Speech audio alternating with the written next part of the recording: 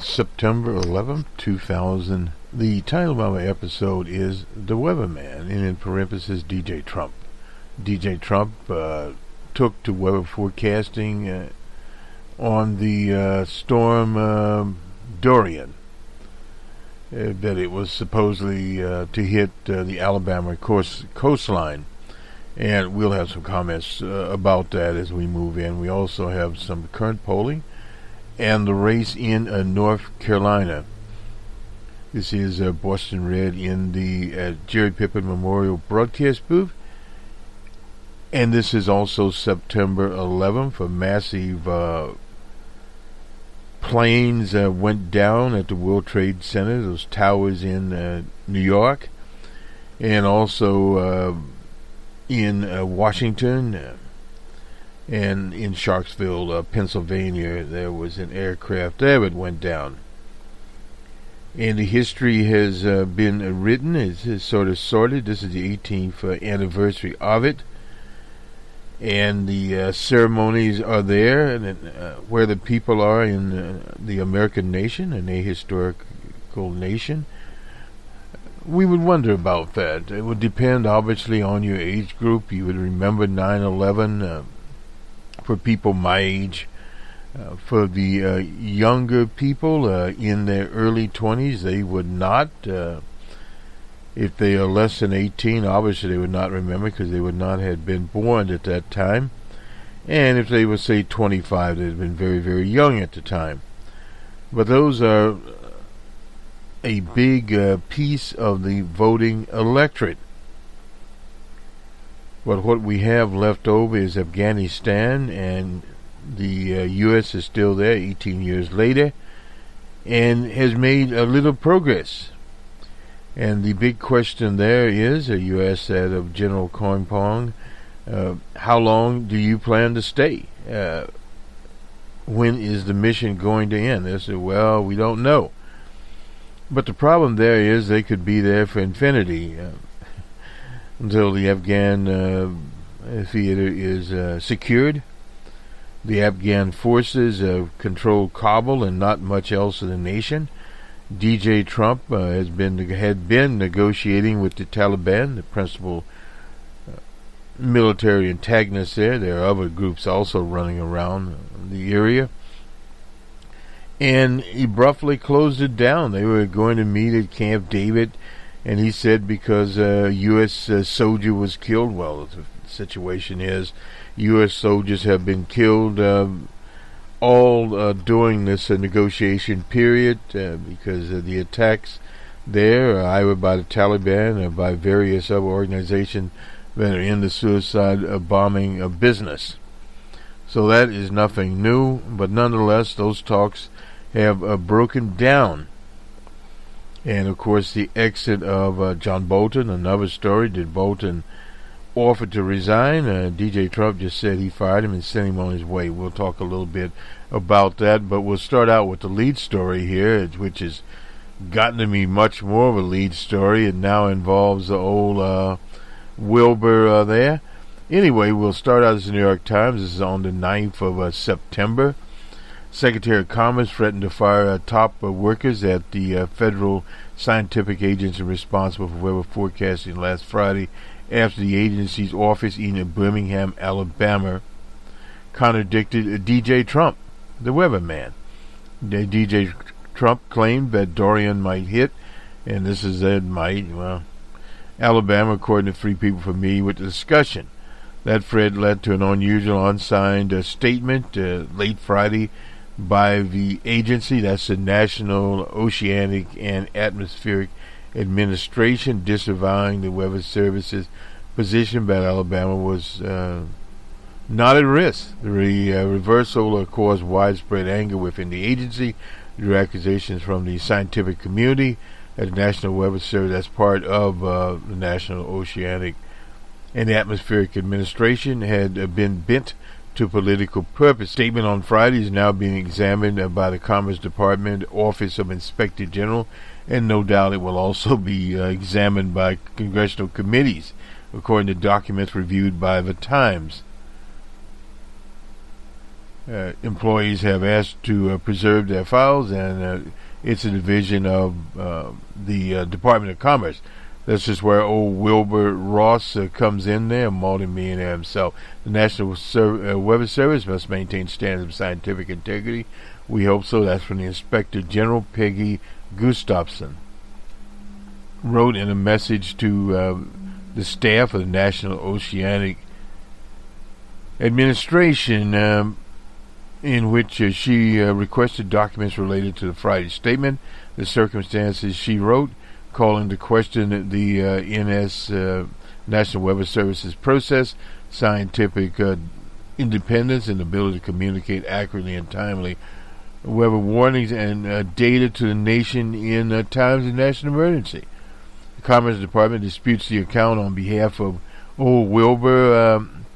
Didn't threaten to fire anyone over the forecasts and public statements about Hurricane Dorian. The department said in a statement issued by the spokesman. The spokesman declined to comment on whether Ross had spoken with the NOAA administrators or ordered the agency to rebuke this statement contradicting the president. The Office of Inspector General did not respond to requests either.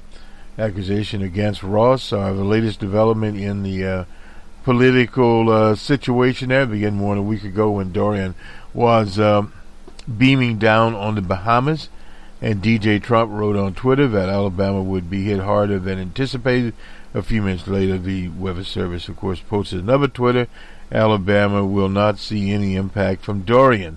We repeat, no impact from Hurricane Dorian will be felt across Alabama. Now, normally presidents don't get into these kinds of situations, but nonetheless, old DJ continued on it, that it was at risk. A few days later, on September the 4th, he displayed a National Oceanic Administration map that appeared to have been altered with a Sharpie to include Alabama, the area potentially affected by Dorian. And, of course, Alabama was not struck by the hurricane. The Ross intervened 2 days later, late Friday. According to three people familiar with his action, Ross phoned Neil Jacobs, the acting administrator of NOAA, from Greece, where he was traveling for meetings, and instructed Dr. Jacobs to fix the agency's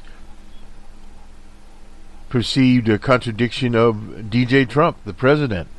Dr. Jacobs objected to the demand and was told that the political staff would be fired if the situation was not fixed, as according to three individuals, verification there, who requested, obviously, anonymity. The political staff of the agency typically includes top officials, such as Dr. Jacobs and their aides. They were appointed to their jobs by the administration currently in power, as opposed to career government workers who remain in their jobs as administrations go and administrations come. NOAA ultimately issued an unsigned statement late Friday, calling the Birmingham's office statement inconsistent with probabilities from the best forecasting products available at the time. A senior administration official who asked not to be identified when discussing internal deliberations said the Birmingham office had been wrong, and that the aeronautical people had simply done the responsible thing, corrected the record.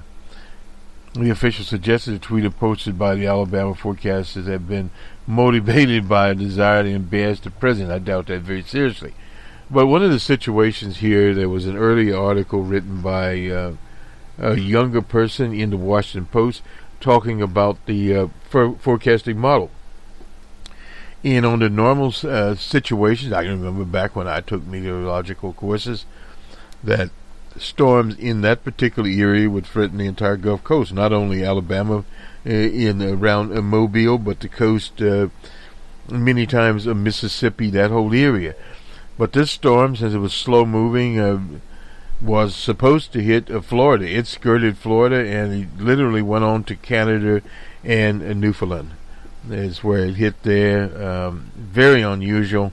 and it was supposed to. Usually, what happens, it goes towards Canada and then comes into the Atlantic, hitting parts of the Commonwealth, Massachusetts, New Hampshire, that area, and then it will end up as just a rainstorm, basically, down even into New York and some other areas. But nonetheless, Craig McLean, the acting chief scientist, sent an email to staff members on Monday notifying the agency that he was looking into potential violations in the agency's decision to ultimately back DJ Trump's rather than their own scientists. He called the agency's action a huge damage to the public health and safety. Also on Monday, the Weather Services Director, Louis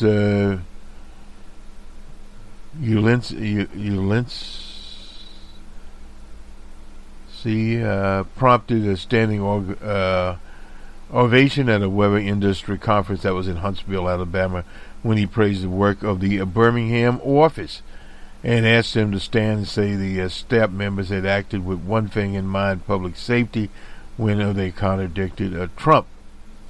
Dr. Jacobson, he was scheduled to be there on Tuesday. The episode is the latest in an attempt of moving levers of government to accommodate DJ Trump's statements. A few cabinet members have been as loyal as Wilbur Ross.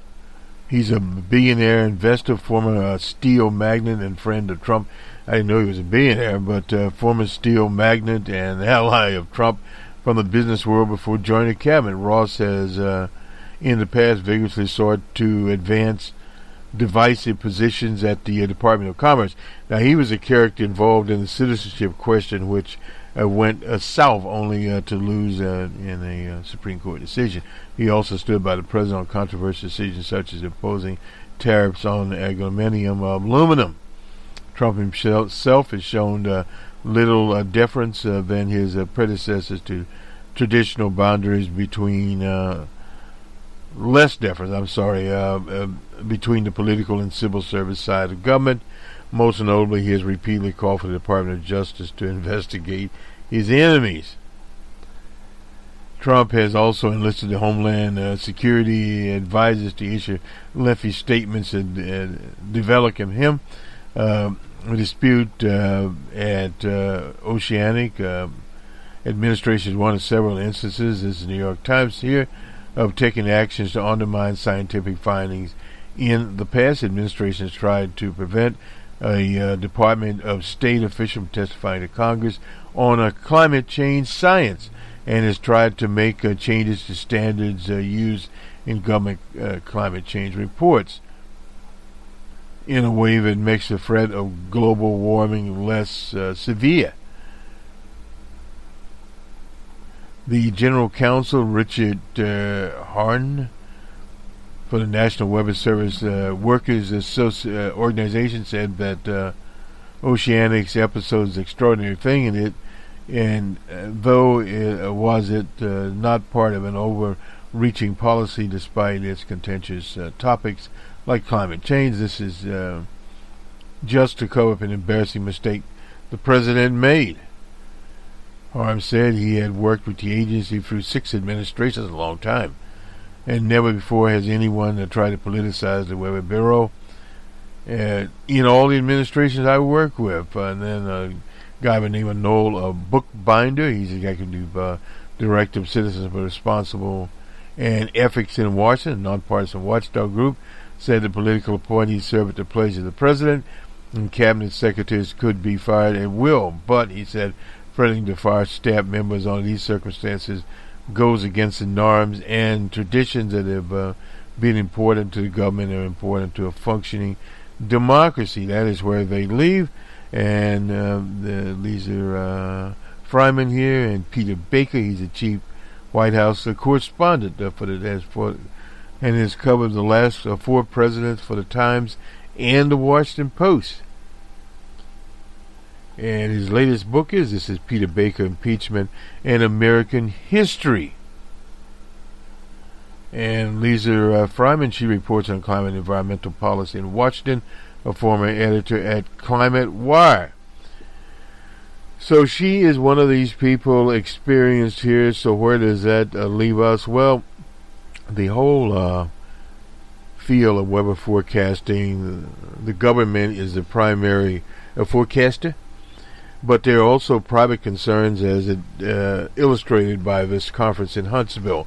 You have people like AccuWeather and various others that are out there that cover climate and the Weather Channel, which is now owned by IBM, and their analytics are involved there. But much of the information still comes from the National Weather Service and their, in this case, Storm Laboratory in Miami, Florida. That's where they deal with hurricanes. And all along that coast, from Houston to Mississippi, in fact, old Trent Lott, he used to be the Senate leader, had a place around Mobile, someplace of that nature, and it was damaged by one of the hurricanes. I don't remember which one now. It was Katrina, whatever. But it's not unusual to go along that whole coastal area, Alabama, Mississippi, can be New Orleans, all that is coastal. And Florida, usually hitting Florida, if it skirts Florida, it can go the other way, and that's what they had expected. It did hit the Carolinas on its way to Canada, which in itself is unusual. But again, this is a very slow storm. When it hit the Bahamas, it was a Category 5. That's as high as you can go on the scale. Then a Category 4, then a Category 3. And I believe by the time it got to Canada, it was a 1 or 2 category storm. Doesn't mean much to people, but the winds were enough to knock out half the power in Nova Scotia, Newfoundland. So in other words, it can go there. And then the rest of the East Coast got some rain out of the deal.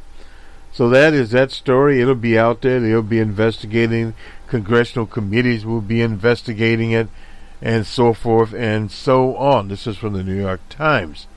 Now, the picture of old DJ Trump at a FEMA situation there. He's got a cap on, and I guess he's happy.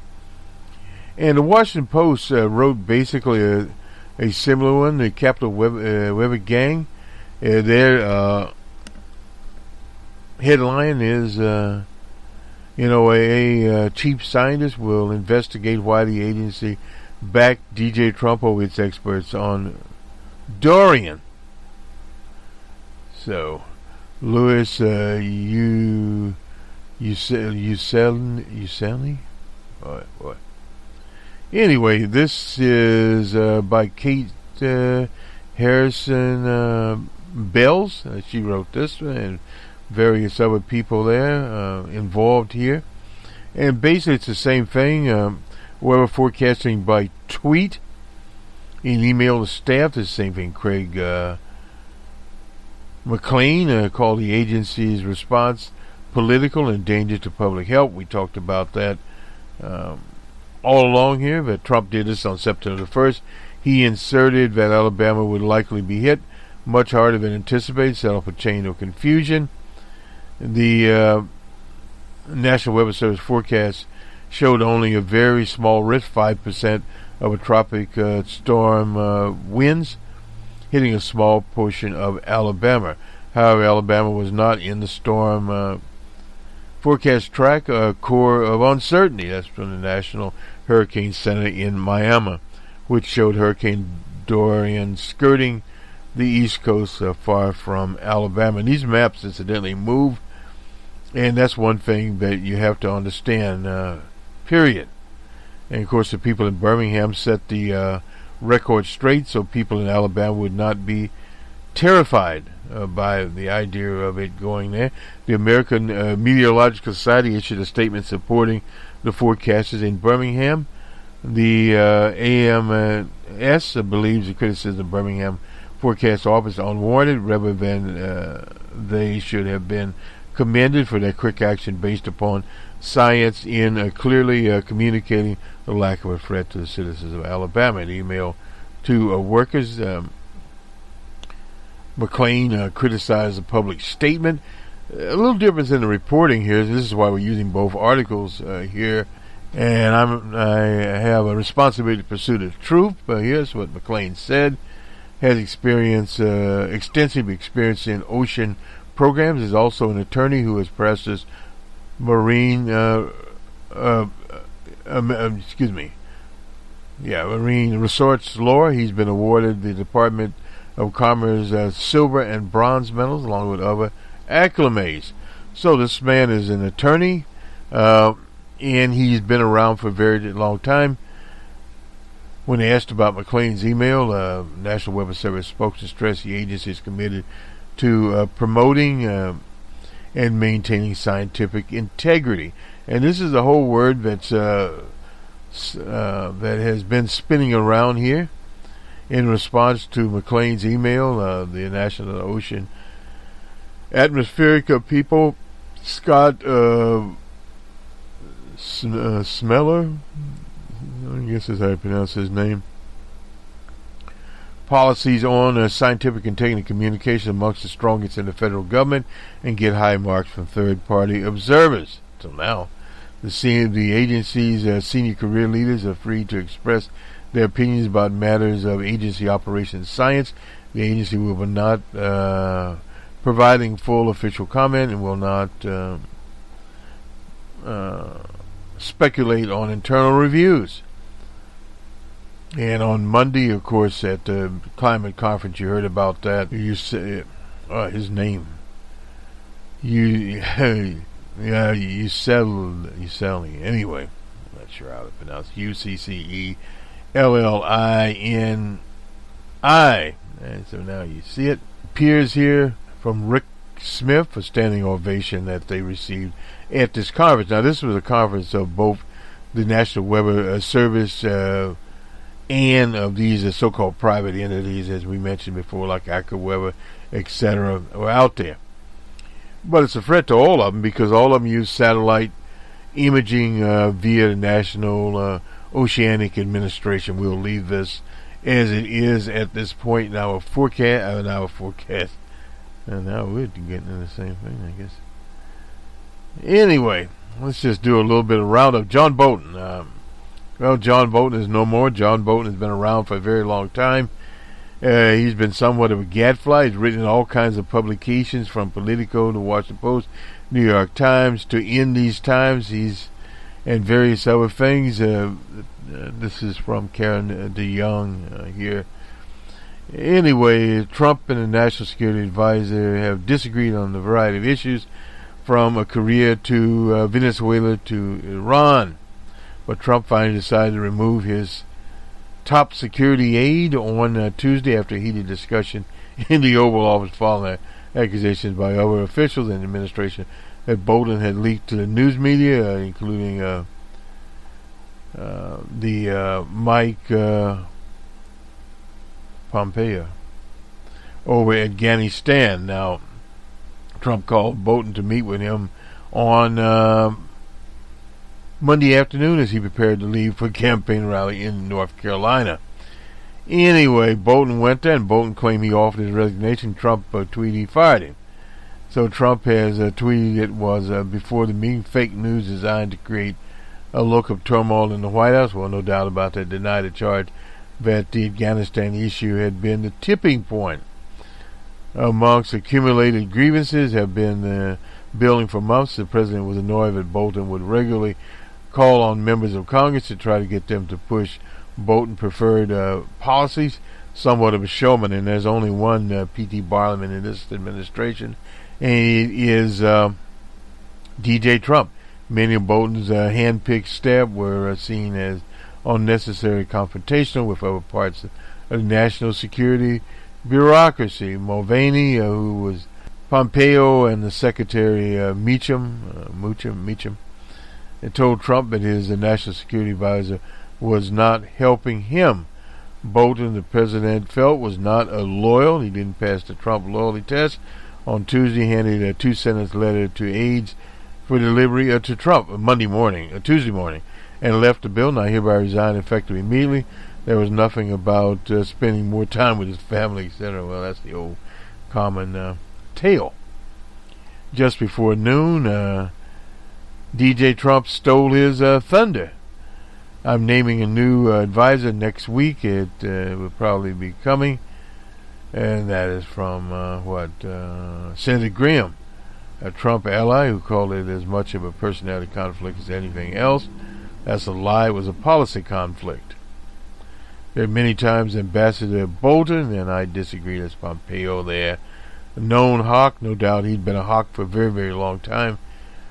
At the time of Bolton's appointment, after he fired General H.R. McMaster in April last year, abusive and appeared to what the president was looking for, a more in-your-face type replacement for McMaster. McMaster also out there. Bolton had spent the wilderness Obama years as a conservative think tank type. He was on Fox News, writing on various things. His appointment coincided with Pompeo, one of the more hawkish types on Iran. That was when Rex Tillerson left. A long time ago. Within a week after Bolton came aboard, Trump authorized a missile strike against Syria. A month later, he withdrew the U.S. from the nuclear agreement with Iran. Both were seen as the handiwork of Bolton there, and Trump reached to Chairman Ung his abrupt decision to withdraw troops from Syria and accommodate Turkish concerns over the Kurds. His friendly relations with V.I. Putin, etc. Bolton was responsible for the leaks. He had insisted he was not. He came to view Bolton as a political spoiler for his landmark nuclear deal with Democratic Republic of Korea, known to many around here as North Korea. Bolton said he never believed Kim would surrender his nuclear weapons. Bolton consistently advocated for hard economic sanctions against Iran, rallied the U.S. allies, went beyond the desires of Pompeo, and grew frustrated when leaks about sanction policy appeared in the neoconservative outlets as the Washington Free Beacon. And Bolton's team of top diplomats included Rich Goldberg, the National Security Council Director for countering Iran and weapons of mass destruction anyway. These are some of the reasons that Bolton had to go. And on the Pompeo, Zarmar Khalilabad changed the perimeters of the policy. He was the Afghan negotiator. Khalilabad came to Washington to report the agreement had been reached to withdraw about 5,000 of the 14,000 U.S. troops in exchange for the Taliban, to sabotage with Al-Qaeda, but no Paris attacks would be made here. They were going to meet at Camp David. But as the plan came on the criticism abroad, the president began to look for a way out, evidently seizing on the killing of a U.S. service type. We talked about this coming into the forecast here. Let me just look at our time here. We're doing all right. Around a little bit here. Go to California. And the California Senate passes to tighten the gig rule, gig worker rule. The California State Senate voted on Tuesday to pass a bill that would make it more difficult for companies like Uber and Lyft to classify workers as independent contractors rather than workers of the company. The bill, known as AB5, had garnered national attention and largely owed to the size of California's workforce. Several Democratic presidential candidates have supported, including Bernie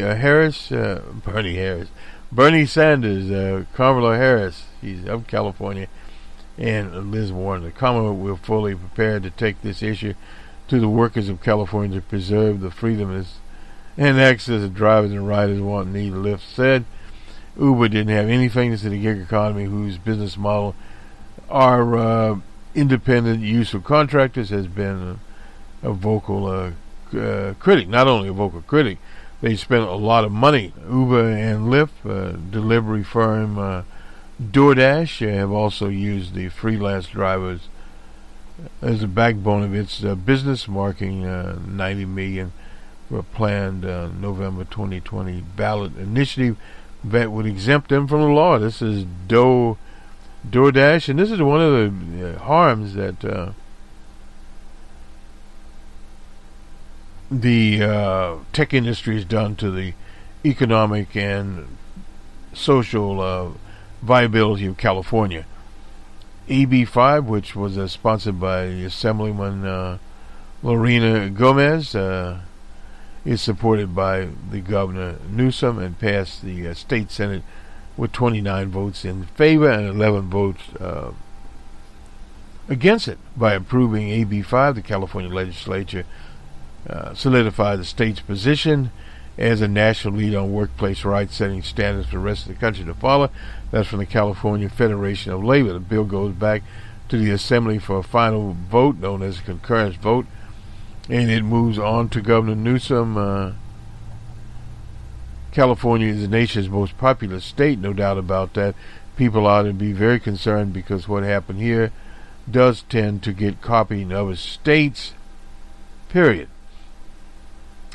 The bill would modify a 2018 California Supreme Court decision,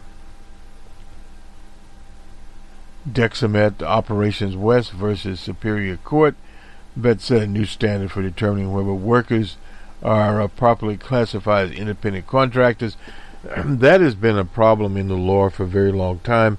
Of course, the IRS investigates that, and they have standards if you are an independent contractor or not.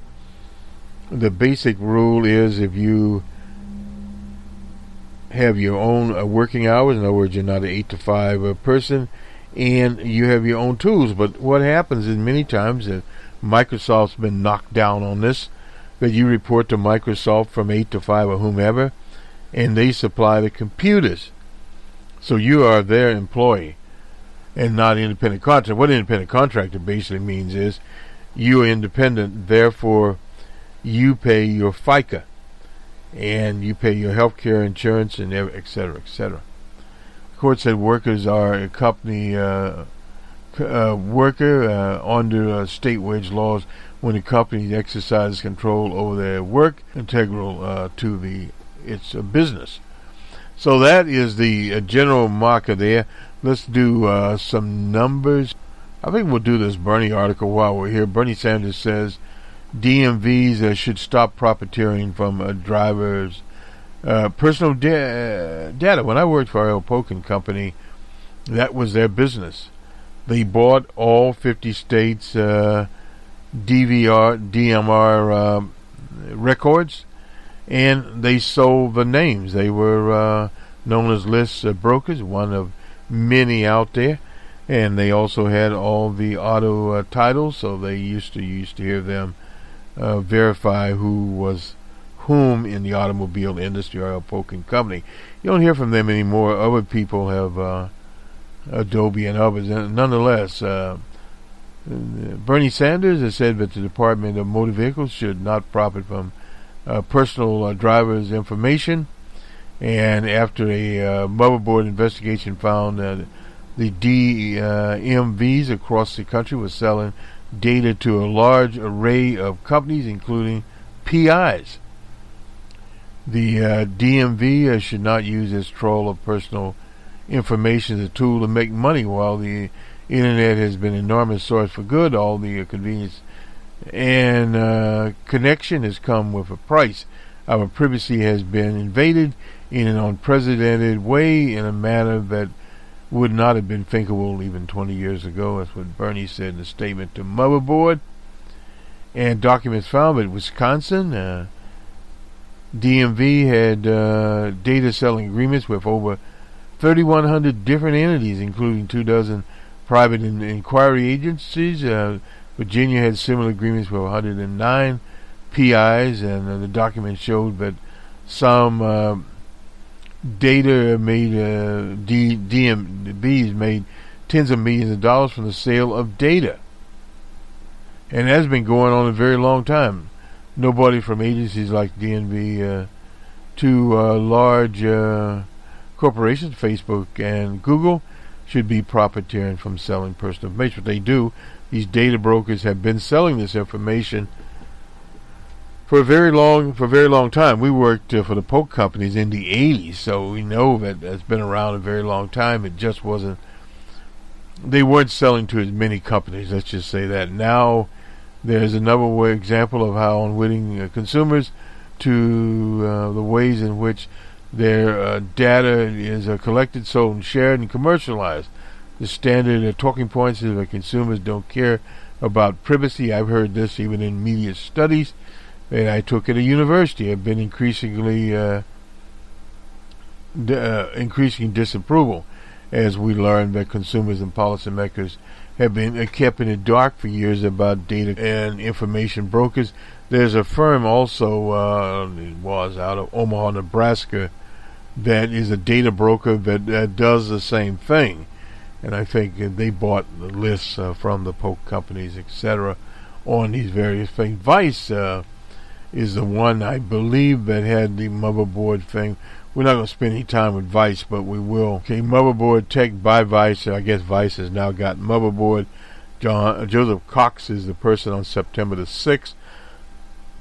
This was the original story, and of course the story extended to other outlets under the MOU Memorandum of Understanding. The requesting party will be provided via remote electronic means information pertaining to driver's licenses, vehicles, as well as the automobile, including personal information authorized to be received, as one agreement between them and their clients. And that's what was going on. Multiple DMVs stressed to motherboard that they do not sell the photographs from the driver's license or social security numbers. Well, that used to be had by someone else. Selling of personal identifying information to third parties is broadly a privacy issue for all, and specifically a safety issue for survivors of abuse, including domestic abuse, domestic violence, sexual assaults, stalking, and trafficking. That is from Erica Olson, director of the Safety Net as a national network to end domestic violence. She told Motherboard that the sale of this information to licensed private investigators is perfectly legal due to Drivers Privacy Protection Act. That's a law written in the 90s before privacy became a cultural focus. The process of being a licensed private investigator is varies from state to state. Some states you effectively just register to hang out your license. DPA was created that was in 1994 after a private investigator hired by a stalker obtained the address of actress, I remember that, Rebecca Schaefer, and he went on to murder Schaefer. So there you go.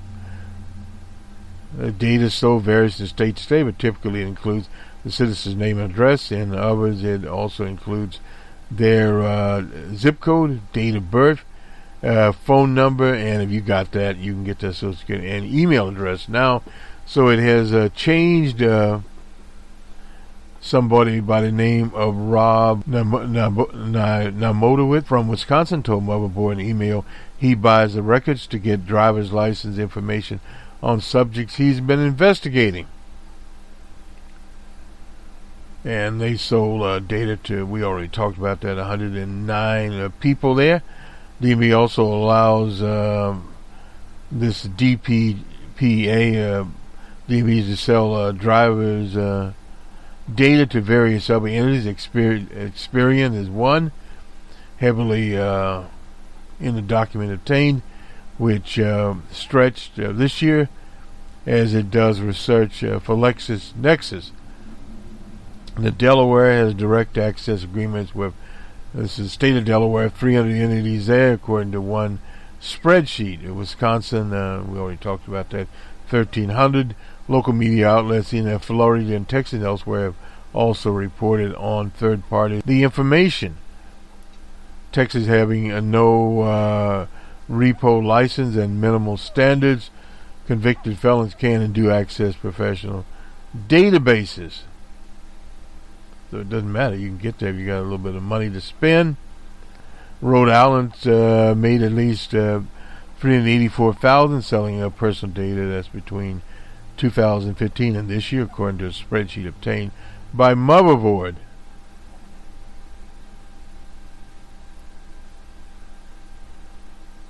So we'll have to get a little more information. We get this. I don't know if we can get the spreadsheet or not, but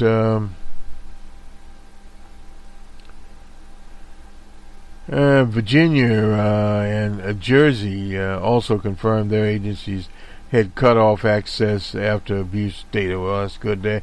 Indiana said it has not had to terminate contracts because of abuse. Senator Wyden is on the case, Ron Wyden of Oregon. So that's basically what we have here. I'll take a deep dive and see if I don't know if they put the spreadsheet up or not. Some local outlets here. We may actually turn this into a separate program. Anyway, let me run away here. Sometimes what happens when we do these programs, such as we're doing now, we then determine that, well, we perhaps should turn this into a regular program. Let me throw one other thing. This is on the public news service, been sitting around for a while. Massive voter purge is on the 6th of September in the state of Ohio. After scoring a victory in a court, the Secretary of State's office expects to follow through on a massive voter registration purge. The purge is happening despite discovering mistakes on lists by the Secretary of State Frank LaRose, of roughly 235,000 voters at risk of losing their registration.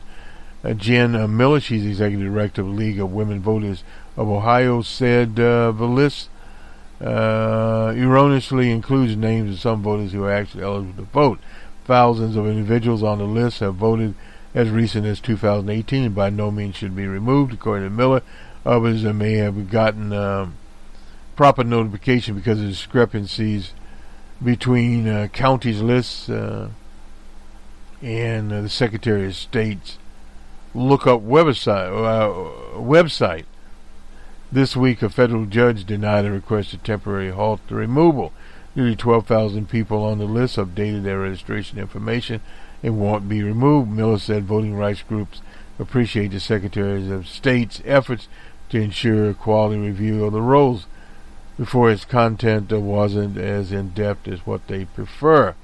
Miller encourages all voters in the state of Ohio to check their status at the Secretary of State's website and ensure they don't have problems before the deadline. Now, that deadline is on October the 7th, 2019, and if it says you're active, that means your vote is good.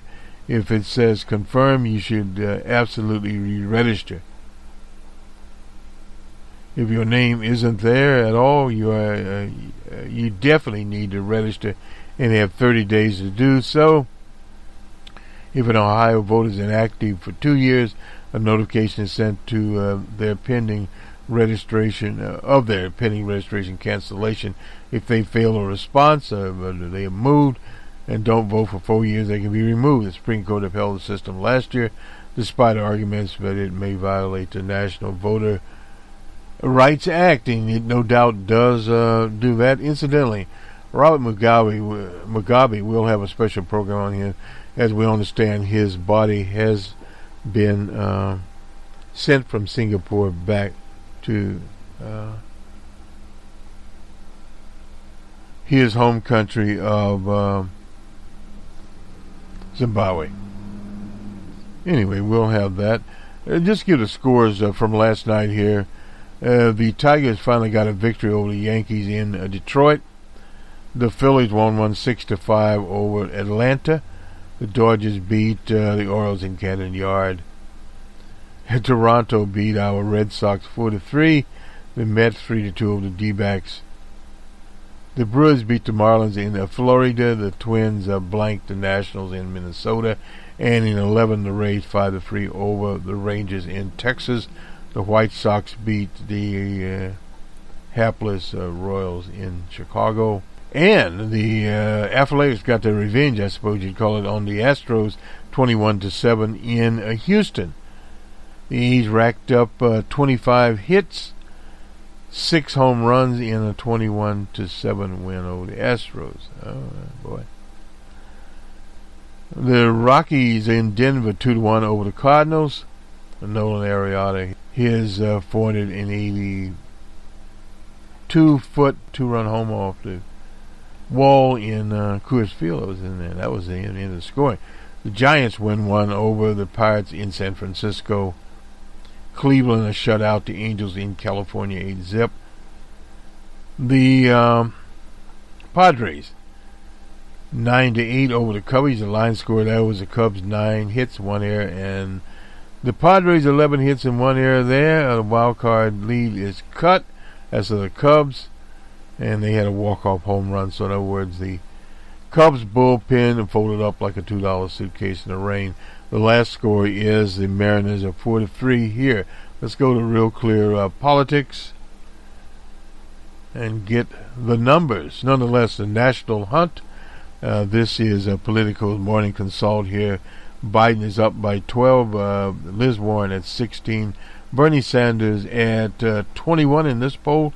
Harris at 7. Buttigieg at 5.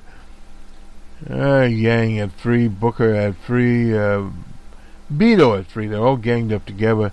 The rest of the people, Klobuchar, Castro, are in the ones. I'm not even going to bother with him. And the New Hampshire poll from Emerson here. Biden is up by 3. Bernie has 13. Liz Warren is at 21. Statistically dead heat there. Buttigieg is doing better than he probably should at 11. Harris at 8. Gaban at 6. Senator Booker at 4. Klobuchar at 1 and 1 and 1. And in some of these matchups here, again, this is from Emerson, right across the street from the Common in Boston. Biden is up by 10 over DJ. Bernie Sanders is up by 5, 53-48 over DJ.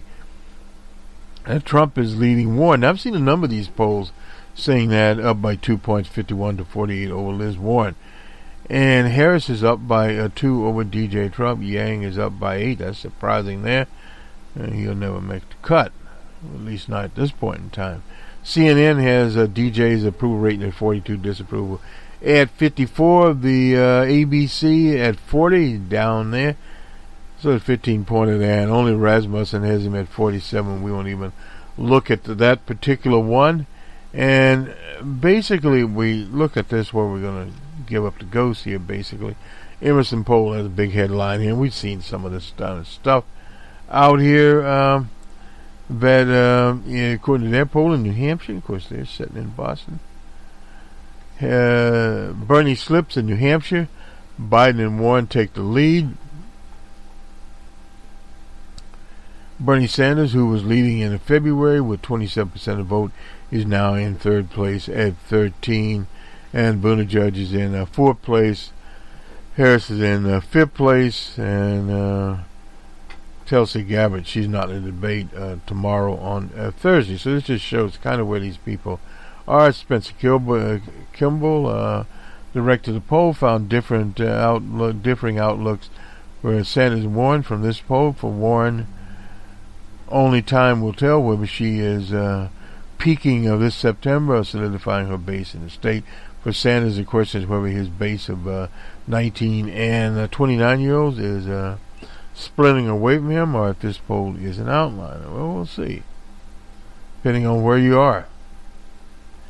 It appears that in New Hampshire, voters are less decided upon who they were going to vote for than the national race, with 52% of voters saying there's a chance they could change their mind. That's a high percentage of undecided there.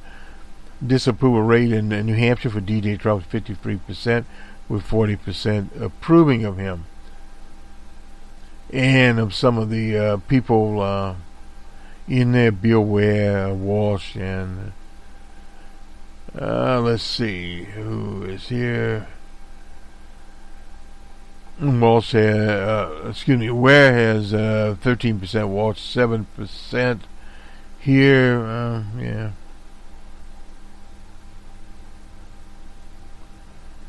And some of the head-to-heads here with these people. We already talked about these. For Republicans, excuse me, Yeah, the economy is the most important issue at 41%, followed by immigration has dropped to 17%. Social issues, healthcare are tied at 11. Democrats are more split on the issue, with a plurality citing socialists 24%, and you can understand how they did this. Followed by healthcare at 22%, the environment at 16%.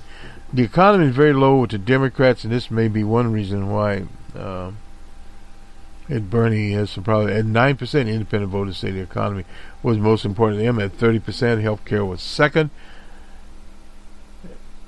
And most important at 20. Immigration and social issues are tied in third place with just 11. After the 2020 census, New Hampshire will draw its congressional districts in the state's official map. Voters are currently split on who should draw the map, with 47% onshore as plurality and 30% fake an independent commission, and 23% do not favor the independent commission. Party affiliations drivers, Democrats and Independents, are more in favor of the independent commission, and potential candidates for the Senate, former Trump Cora Lewandowski leads the Republican field with 23%, followed by Dan Bodak, I guess, and who in the hell that is. Anyway, that's the same ploy that Chris Sununu leads potential opponent anyway. New Hampshire's Emerson poll was conducted on the 6th to the 9th under Professor Kimball, and the sample consisted of 1,041 registered voters with a credibility level similar to the poll's margin of error at a plus or a minus 3 percentage points. Data was collected during both an interactive voice response system of landlines only and online panel provided by Amazon Truck and Dematica. Anyway, this is how that poll came together on the 11th of September 2019. This is Boston Red, the Jerry Pippin Memorial Broadcast Booth. The title of our episode, The Weatherman, and in parentheses, the implication is DJ Trump's got a new occupation there.